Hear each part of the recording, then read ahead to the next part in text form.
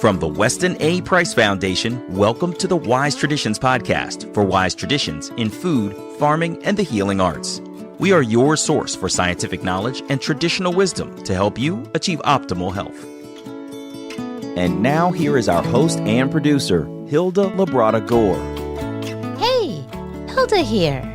In 2022, Vermont had 130 organic farms. Just a year later, there are only 60. With another 30 expected to go out of business this year. How can we turn things around? Is small farming sustainable at all? This is episode 418, and our guests today are answering these very questions. They know that sustainability has to do with more than just what works for the land. It is an approach that is good for the land, yes, but also valuable to the community and economically viable for the farmer. Our guests are grass-fed dairy farmers from Vermont, and they are members of a Landcare Community of 17 grass-based dairies in Vermont that are joining hands as a group to leave the land in better shape than when they found it, and to lift one another up. It's a collaborative community rather than a competitive one. Together, they are working to improve the ecosystem, protect the watershed, reduce pollution, and regenerate the soil. They use modern equipment and strategies for facing farming challenges. Our guests today are Rich and Cynthia Larson of the Larson Farm in Vermont. And today they tell their story, which includes how and why they transitioned from commercial farming to organic, their involvement in this land care community, why they invite others to get into farming too, and which of their 8 children is now running the farm. And here's a hint. She's the youngest of the 8, and she's so passionate about dairy farming that she knows the grandmother cows of their current herd of cows. Before we dive into the conversation, we invite you to make an investment in your health and in the local economy by purchasing more of your food from local farms. We invite you to take the 50% pledge. That is, making a commitment to spend at least half of your food budget at local farms. It's a simple way to keep farms that are doing it right afloat. And we have resources on our website to help you out. Find out more by going to westonaprice.org/50-50-pledge. And I'll put the link in the show description to make it easy for you to find. Thanks in advance for joining hands with us on that project. And a shout out to Haven Holistic Health. Haven Holistic Health helps individuals across the world uncover the root of their problems through a common sense approach to healthcare. Both doctors at Haven Holistic Health have been mentored by Tom Cowan, and Dr. Alex Orton is one of the main doctors leading the charge to revive Dr. Nicholas Gonzalez's enzymatic treatment of cancer. If you are taking radical responsibility for your health, but still experiencing chronic digestive complaints, hormonal imbalance, or just looking to optimize your health, schedule a 15-minute free consultation at havenholistichealth.com today. The doctors at Haven use specialized biofeedback evaluations to assess one's physiology, along with traditional therapeutic treatments such as homeopathy, herbal medicine, hydrotherapy, and the Wise Traditions way of eating.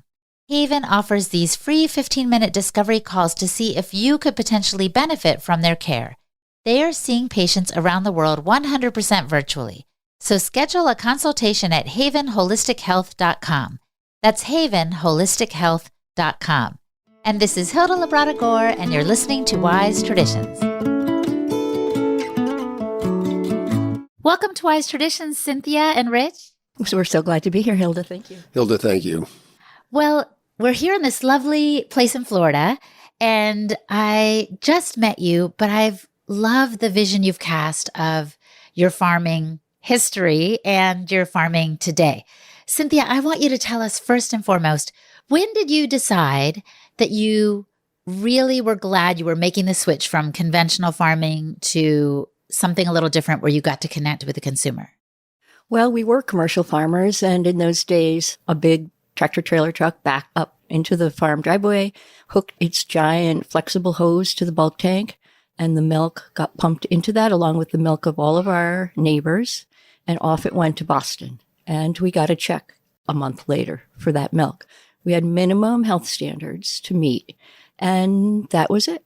But then we got out of farming, out of dairy for several reasons, and then later got back in on a different scale, a different formation. And our model at that point was selling to individuals, either at the farmer's market or at our farm store.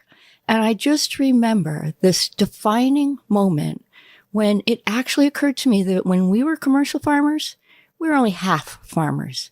We had no contact with our patrons. It was like my farming world went from black and white to color. Here I was face to face with people who were drinking the product that we had made with hard work and sweat and experience and love. And I suddenly realized that this was part of being community, and it was human community that gave us joy in our farming. And you would have face-to-face feedback too, right? Exactly. Then we began to understand what natural accountability is, which is, I think, the kind of accountability that humans work best with. I wouldn't let those people down for anything. Now, you were in dairy farming and then you got away from it for a little while. How did you get into dairy farming in the first place? For me, it's at least 6 generations that we know of, going back to Sweden, of dairy farmers. And as a kid, I had a choice: write a term paper about Wuthering Heights or go work on the farm. Not a hard decision to make. We moved to Vermont when the family farm was being developed, which was a sad thing. But since then, we've been working on expanding our input in the community and have had, over the last 40 years, a significant revisioning of what it means to be a farmer. I remember so vividly, I was at a NOFA conference some years ago, and the speaker was talking about plants and the fact that they produce so much sugars, and that we all know that. But what I didn't know is that about a third of the sugar that they make, they send down to the roots and out into the soil. Think about that for a minute. Nature never wastes energy. So why in the world would plants waste sugar that they've spent so much time capturing sunlight and so forth? The reason is they're feeding the microbes and the fungi in the soil, because those fungi especially are able to break down some of the minerals in the soil and make it into a plant available form. And when I learned that and realized the amazing complexity of the food system that we're working in, it absolutely, my whole paradigm changed. Farming moved from being a recipe of plow, plant, spray, harvest, to working to understand in a deep way the entire ecosystem that we're working with, right from the soil, the grass, the soil, the microbes, the water systems. And farming has become a wonderful challenge, an exciting adventure. And I heard you say earlier, you're learning something new every day. It's not like you understand it like the back of your hand now, nature and farming. Oh, that is certainly true. And thankfully, we as a species are beginning to learn more. There's a gal in one of our models, researcher in Australia, is showing the world that diversity is the key. Our whole food system is based on a monoculture. You plant soy, you plant corn, whatever. We're realizing that the more plants you have growing in a piece of soil, the broader the microorganism network is, and that they interact with each other. You get true symbiosis, and we can greatly increase the productivity of our fields, increase the disease resistance of our crops, increase the nutrient density of the food that we're growing for our cows or the vegetables in our garden if we have diversity. So Cynthia and I are part of a new network. We call ourselves a Landcare Community. We're a group of 17 small grass-based dairies in Vermont working together to figure out how we can improve the ecosystem, protect the watershed.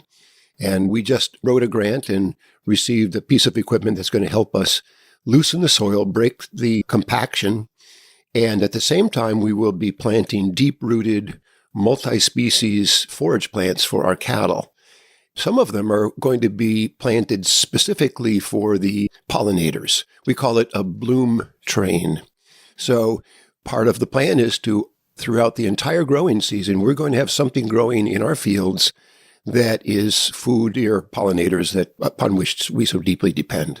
Cynthia, did you ever think you would be a part of a group like this Landcare Community? Before you joined that, were you all joining hands with people who were like-minded in your area in Vermont? Well, thankfully, there is a vigorous organic community, always growing, always learning. And we've been part of that group with great joy and great learning. But it was nothing like this new Landcare Community of which we're a part. We have a broad vision And I probably can't articulate it exactly because it is such a broad vision, but to restore not only the soils, but the watersheds, and thereby set the stage for healthy human communities. And it's a great joy to be part of this and to steward the land where we are. Did you think, Rich, that your parents and grandparents, so many generations back, did they have this vision too, do you think? Yes and no. Both my father and my grandfather were very innovative in their day, but it was the time when science was working its way deeply into food production with the chemical industry growing. So everyone thought it was the greatest thing in the world to not have to do quite so much work and to spray some 3 quarts of something per acre. That's nothing. Of course, we know now that that was very short-sighted. So in a way, actually, now that I think of it, we're actually extending that same vision. It's just a new science. And we're realizing the amazing complexity of the ecosystems in which we live. And we have to think more deeply about it. For instance, we all know that drought is becoming a massive problem worldwide. Clean water, both for human consumption and for our food animals and our crops, is becoming very, very serious. These last 2 years, we've had terrible droughts in our part of Vermont, which is very unusual. It's been very financially challenging for us because we've had to buy much more forage. So that just ramps up the urgency of finding a way to restore the water holding capacity of our soils. And this machine that we call a rip sower is going to loosen the topsoil. And instead of having about 5 inches of sponge, if you will, the topsoil, we're going to be, in a couple of years, extending that to 12 inches of topsoil that is holding water, harvesting and sequestering carbon, taking carbon out of the air and putting it in a stable form under the soil. And, of course, biodiversity. And anytime you get biodiversity, you get animal, plant, and human health. Do you want to add something to that, Cynthia? Only that as we use our rip sower, we're learning to do it on the contour, which is sort of an outshoot from the keyline work that's been done in Australia for years, in which we want to move water horizontally so that no water leaves the farm, with or without some soil with it. So in other words, this is one of the major parts of restoring watersheds. That and understanding and knowing where we could put ponds, how much of our land could be irrigated when needed without, in this case, how much could be done without mechanical input. Yeah, because I've interviewed a lot of farmers and nobody's ever mentioned a rip sower to me before. Do you think animals do that sort of thing? No, they don't. Do they disturb the soil so that the topsoil grows? Well, they do a little bit. We call it hoof impact. And it is important when you get a perennial grass sod, which we want because we don't want erosion. Anytime you disturb the soil, you're going to get erosion. So if we keep a permanent sod, the animals will disturb it a little bit. The few seeds will grow and so forth, but they are, over time, compacting the soil. So our objective is to come in and heal that compaction, which has been going on for 30 or 50 or more years, and restore the depth of the topsoil.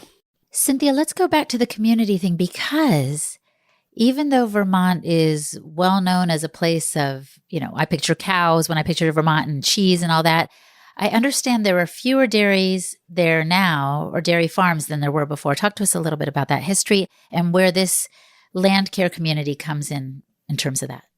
There was a decade when organic farms were springing up. People were converting to organic, which is, of course, pasture-based, very different from the commercial dairy industry in Vermont. A couple of organic trucks came through and picked up milk, even a grass truck. So there was some 100% grass milk going into these trucks. But sadly, that is going away, and we're losing dozens and dozens of small organic farms as those markets pretty much dissipate to very, very large certified organic dairies in the West. So it's a grief. One difference is we decided 7 or 8 years ago to process our own milk. So we have a small creamery in which we pasteurize our milk, make it into yogurt, and sell it both in our little store and in local organic stores, and also through a distributor. So hopefully that will keep us going. But we have high hopes that there will be a turnaround in the organic dairy industry in Vermont, but we're not seeing it yet. Well, just when I heard you say, hopefully it'll keep us going, makes me realize the truth of what I've learned over these years is that small organic farms are in peril right now. Is that right, Rich? That sure is. We started 2022 with 130 organic dairy farms in Vermont. We're now down to 30. And the dairy economists project another 30 to go out of business this year. So that's 60 out of 130 gone in a matter of 2 years because of economics. We don't feed grain, thankfully, but those who do feed organic grain have seen their grain prices triple in the last year due to worldwide events.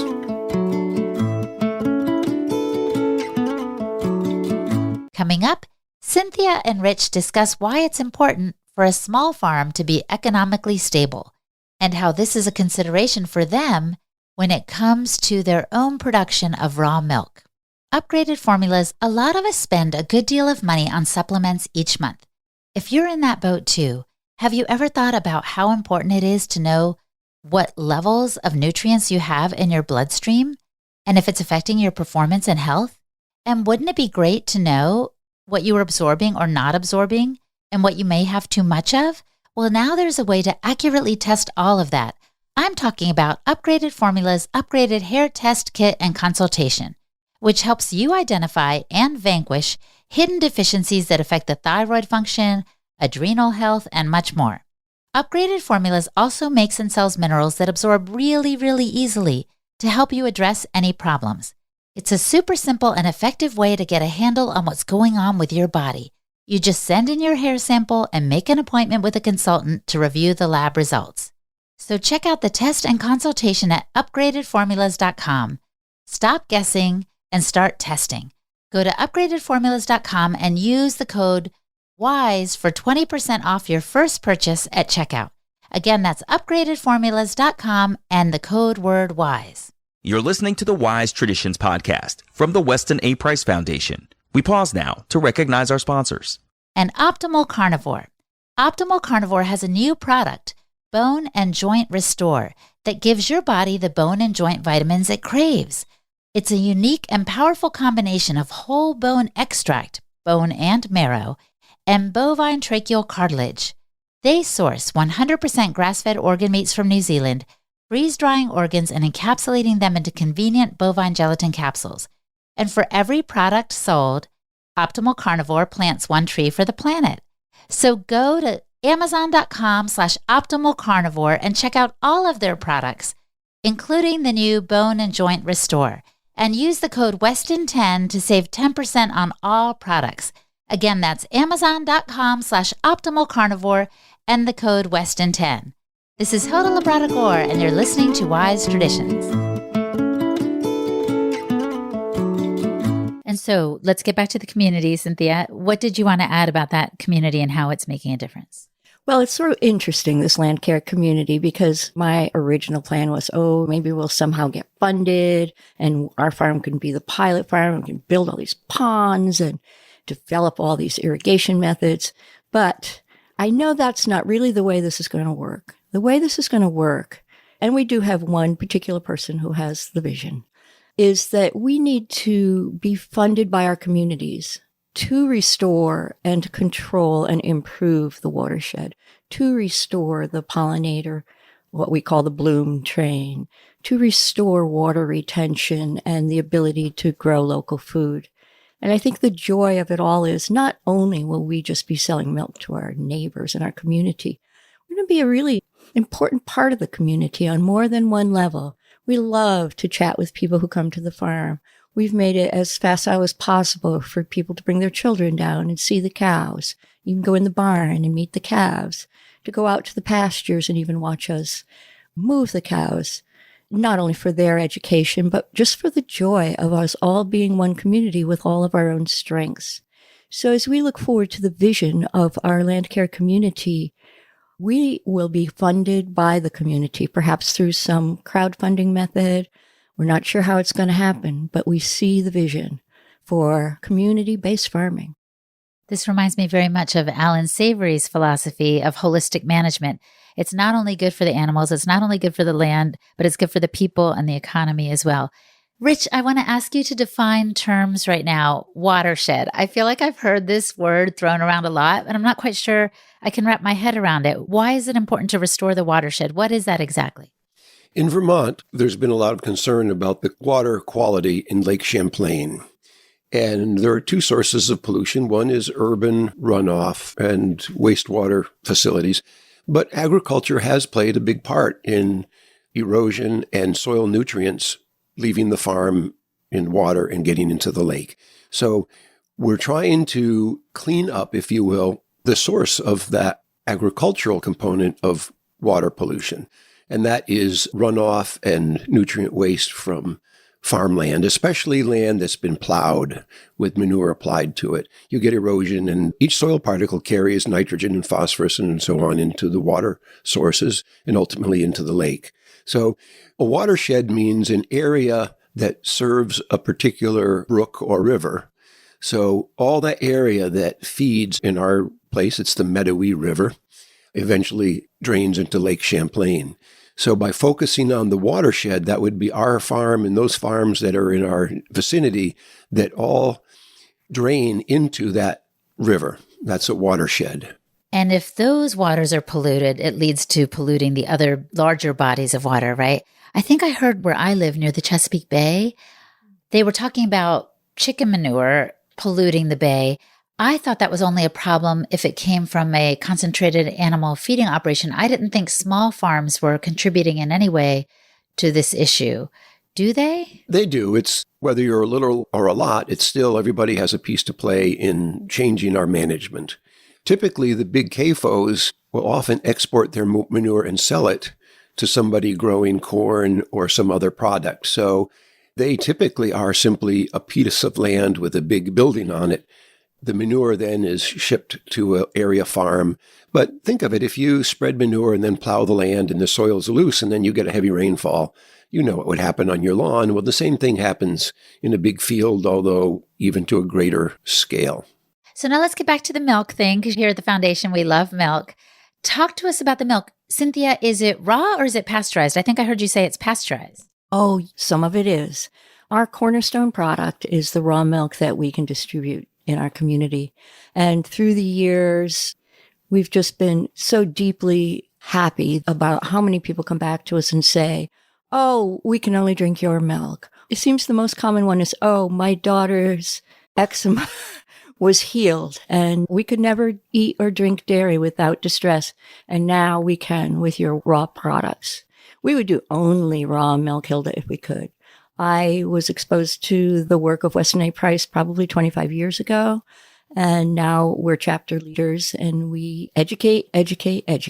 And raw milk is our just favorite. We would do only raw milk if we could, but there's some economics here and there's some scale. We have limits in the state of Vermont by how much total raw milk is legal to sell in any particular week.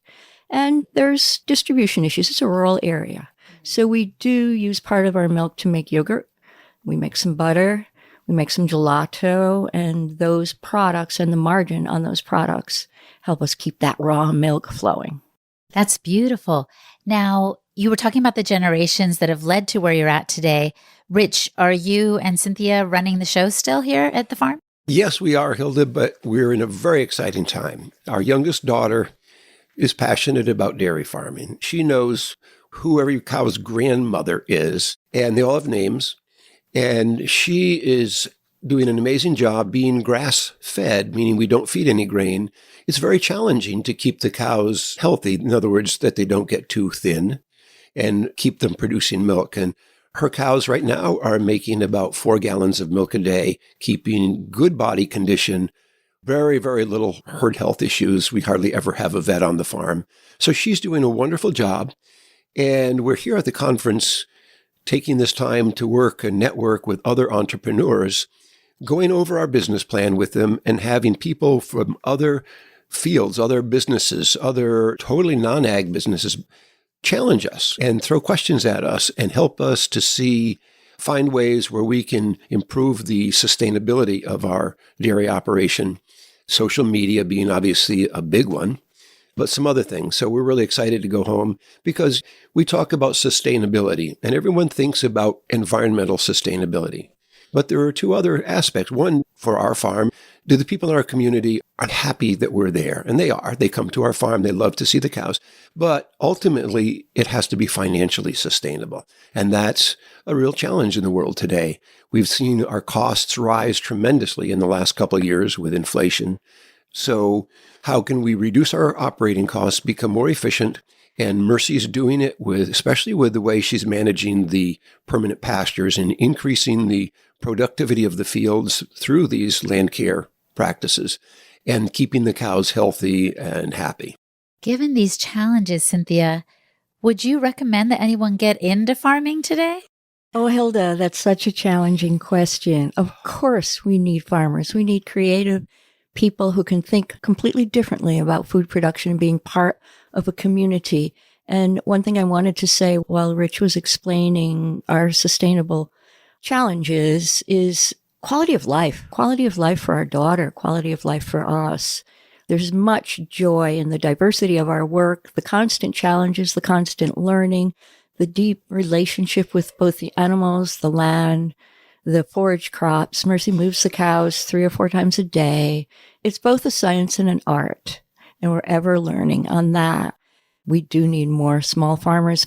And along with that, we need appreciation from the community, a social change that values the local food shed. And people need to be able to afford that quality food. And there's some great challenges there, but also a lot of excitement about becoming part of community and a rich community food shed. And maybe one secret would be for farmers to join in cooperatives like your Landcare Community project so they know they're not alone, right? Yes, and you're going to have to chuckle at us because, we're a bunch of farmers. We like to think for ourselves. We don't want people telling us what to do. And our Landcare Community, there's a group of 7, or perhaps it's 14. 7 originally got a grant. And so we own this piece of equipment together, which sounds like a breeze. Well, it's a challenge. It's really kind of part of the pilot for us to learn to work together, to own this piece together, to make decisions together. And we do go through Alan Savory's holistic management grid of decision making. And that is also the framework from which we get our mission statements. But it's challenging, but it's fun. And it's a whole new world of learning for Rich and me. And we love it. We love it. Even when we roll our eyes and say, how are we going to work this out? It's the joy of new learning. Do you have anything to add to that, Rich? What would you say to a young farmer who's like, I think I want to do this? That's a good question, Hilda. Over the years, we've had quite a number of interns, apprentices through different programs who've come. Not so many in recent years. I think it's because of college debt and so forth. But we're open, certainly, to that as we go along. We love mentoring. We love explaining what we're doing. And our business model, and especially it came out as I was talking at our seminar this week with some of our mentors, it is not necessarily magnitude of the business. In other words, not how big can you get. Ours is, instead of expandable growth, it's making a model that's replicable. Nothing would please us more than to help somebody else, advise somebody else to enter into the same kind of small-scale localized food production in New Hampshire, Massachusetts, Pennsylvania, wherever they live. We would love to mentor those kind of people. We're not trying to get like a Larson farm, a little chain of farms all called Larson. Scalable. It's not like I want to be scalable and become a Ben & Jerry's or whatever. We want to be large enough so that we can provide a good income to the family members who are involved and our employees. And that's it. And then help someone else do the same thing in their communities. Because when we think long term in terms of food security for us as humans, we need to develop those kind of things. Humans have such a short memory. What about 2.5 years ago when the pandemic, you couldn't get food in the grocery store? Well, I can't tell you the number of people who have thanked us over the past couple of years, said, Rich and Cynthia, I want to thank you. You fed my family for 6 months. Wow. We had people who were there every week, and we quickly called many of our friends who had small vegetable farms or maple syrup, honey, bread, and we sold them in our farm store. They were happy because they'd lost many of their markets. We're delighted because now it expands our sales, and our customers are delighted because now it's like more one-stop shopping, and it was a total win-win-win. How beautiful. I love that you all want to be replicable and that your mission also includes education. So we will definitely put links in the show description so people can find you if they want to pop by and intern or just connect and learn a little bit from your wisdom. I want to close now with a question I like to pose at the end of the show. I know you listen, so you know what it is. I'll give you a second to think about it. But if the listener could do one thing to improve their health, what would you recommend that they do? Oh, Hilda, that's not as hard as it seems at first. I would find the Weston A. Price Foundation and start changing diet. Start with raw milk and drop the seed oils, eat butter, and learn from Weston A. Price. Beautiful. What do you think, Rich? Exactly, ditto. And we could add source as much as you can locally. It's going to be nutrient dense, healthy, and you're going to be doing it. You're voting with your dollar every time. And the only way these small farmers are going to be there when we really need them is for them to be financially sustainable. That means to have a customer base that appreciates what they do and is loyal to them. 100%. Well, thank you so much for being on the show. It has been a joy. Thank you, Hilda. This has been great fun. Thank you, Hilda. Our guests today were Cynthia and Rich Larson from Larson Farms. Visit larsonfarmsbt.com to learn more. And I'm Hilda Labrador, the host and producer of the Wise Traditions podcast for the Weston A. Price Foundation. You can find me at holistichilda.com. And for the transcript for this podcast episode, visit our website, westonaprice.org, and click on the podcast page. And now for a letter to the editor from a recent journal. I absolutely love the Wise Traditions Journal and read it cover to cover every time it arrives. I found the article recently on sulfur super interesting. It was a little disturbing, however, that the authors completely omitted specific chiropractic adjustments as an approach to balancing the autonomic nervous system. There is abundant evidence that good, specific, and regular chiropractic care will upregulate the parasympathetic nervous system, thereby restoring the normal adaptive response to the body. I have found this to be the case in my own chiropractic practice in regard to many of the symptoms listed in the article. As stated in the article, we underestimate the intelligence the body has in initiating what we think of as a pathology. I couldn't agree more.